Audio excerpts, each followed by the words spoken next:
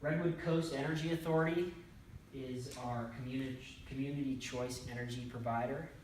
Starting a couple years ago, they are the sole purchasers of electricity for Humboldt County. And with that power, they are able to purchase more renewables to feed into the grid. And they're able to set a goal to go to hit 100% renewable energy for Humboldt County by 2025. So that's a great model for how local communities can take control over their energy purchasing. City of Arcata, Sophia mentioned these zero waste action plans. It's revolutionary, as she said.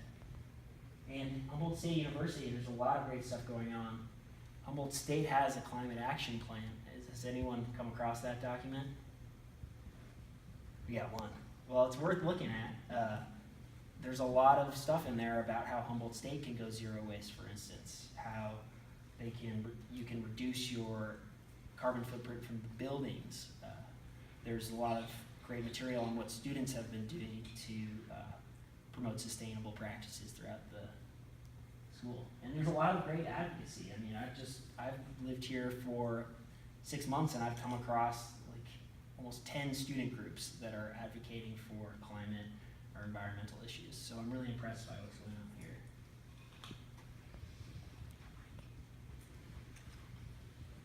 Okay, now on to the climate action plan, now that I brought up HSUs. We're here today because the County of Humboldt is working with 7 cities to create a regional climate action plan.